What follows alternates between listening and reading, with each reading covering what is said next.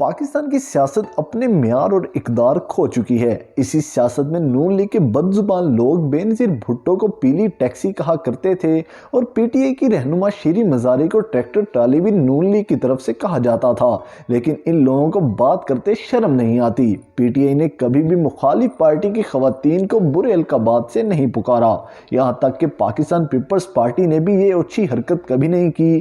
یہ وتیرہ صرف اور صرف نون لیگ والوں کا ہے۔ پاکستان کی سیاست گندی کرنے کا اعزاز نون لیگ کے سر ہے۔ نون لیگ کے رہنما یہاں تک کہ قیادت کی طرف سے بھی پی ٹی آئی کے غیر سیاسی خواتین کو نشانہ بنایا جاتا رہا، جن کا سیاست سے کوئی لینا دینا ہی نہیں۔ پاکستان کی سیاست سے زیادہ صحافت گندی ہو چکی ہے۔ افسوس ہے لفافہ بریگیڈ پر، جو کہ لفافے کی غرض سے کسی ماں بیٹی پر کیچڑ اچھالنے سے باز نہیں آتے۔ ایاز سید ایک ایسے ہی لفافہ صحافی ہیں جن کا تعلق لفافہ بریگیڈ کے ہیڈ کوارٹر جیو نیوز سے ہے، اس لیے گھٹیا سوال کرتے ہوئے انہیں شرم تک محسوس نہیں ہوتی۔ ایاز سید نے اپنی گھٹیا صحافت کا مظاہرہ کرتے ہوئے زلفی بخاری سے ان کے اور بشرا بی بی کے تعلق کے بارے میں سوال کر دیا اور آڈیو لیک کے بارے میں پوچھا۔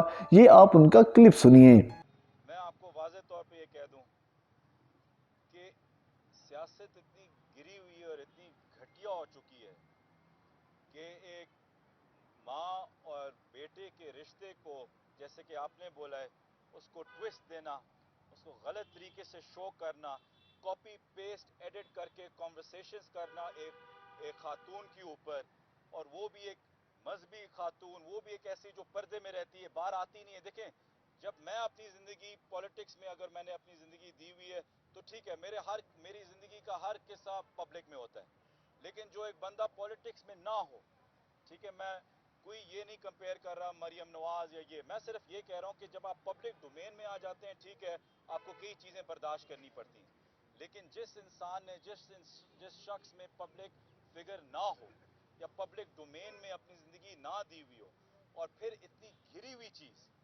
کہ جو میری والدہ کی جگہ پہ ہو، جو ایک بیٹے کے رشتہ رکھتی ہوئی ہو، بیٹا کہتی ہو، وہ آڈیوز نہیں نکلی جہاں وہ کہہ رہے ہیں بیٹا تم یہ کر دو، بیٹا تم وہ کر دو، وہ آڈیو لیکس جیب میں ہیں، اور باقی کو ایڈٹ پیسٹ کر کے اتنا گرا ہوا الزام لگانا کیوں؟ کس چیز پہ؟ کیوں آپ کو اتنا خوف کیا ہے؟ یہ کیا خوف کی چیز ہے کہ آپ نے وہاں تک سیاست کو لے کے جانا ہے؟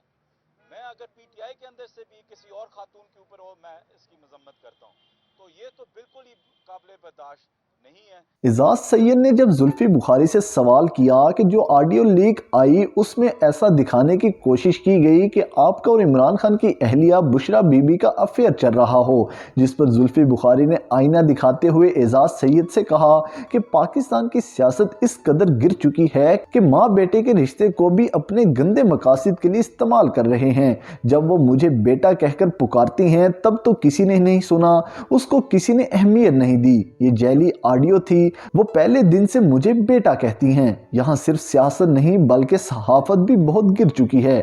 یہ لفافہ صحافی نون لیگ کے اشاروں پر تب تک یہ سوال پوچھتے رہیں گے جب تک پاکستانی عوام اس پر یقین نہ کر لے، اور نون لیگ حکومت کے فارن ٹرپ سے لوگوں کا دھیان ہٹانے کے لیے لوگوں کو آڈیو لیگ پر ہی لگائے رکھنے کا پلان یہ صحافی سر انجام دے رہے ہیں۔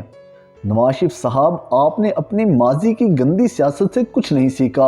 آپ کے اور آپ کے چھوٹے بھائی کے بے شمار سکینڈل منظر عام پر آئے، لیکن ہم نے کبھی پی ٹی آئی کے سینئر قیادت حتیٰ کہ ان کے کارکنان کے منہ سے بھی آپ کے سکینڈل کے بارے میں نہیں سنا۔ یوٹیوب آپ کے کارناموں سے بھرا ہوا ہے، مگر پی ٹی آئی نے کبھی بھی آپ کے کالے کرتوتوں پر ویڈیوز نہیں بنائی۔ نواز شریف صاحب، آپ نے بے نظیر بھٹو کے ساتھ کتنا برا سلوک کیا، ان کی گندی تصاویریں بنوائی، ان کو پیلی ٹیکسی کہا، انہیں عدالتوں کے چکر لگوائے، انہیں رونے پر مجبور کیا۔ ایک عورت ہونے کے ناطے آپ نے کبھی ان کا احترام نہیں کیا، بلکہ ایک انتہا پسند مرد کی طرح ان کے ساتھ جتنا برا کر سکتے تھے آپ نے کیا۔ آپ کی بیٹی کے بارے میں رانا ثناء اللہ نے گھٹیا الزام لگائے تو آپ نے اسے پارٹی میں شامل کر لیا۔ یہاں سے اندازہ ہو جاتا ہے کہ آپ کے ہاں عزت کا کیا معیار ہے، تو پھر آپ سے گلہ کیسا، جو پارٹی چیئرمین اپنی بیٹی پر کیچڑ اچھالنے والے کو पार्टी में शामिल कर ले, वो दूसरी खवातीन की कहाँ इज्जत करेगा। इसलिए तो आपने पहले इमरान खान की किरदार कशी करने की कोशिश की, जब उससे काम न बना तो अब उनकी अहलिया बुशरा बीबी की किरदार कशी करने पर लग चुके हैं। 21 तोपों की सलामी है आपकी सियासत पर और उन लोगों पर जो आपको अपना कायद मानते हैं।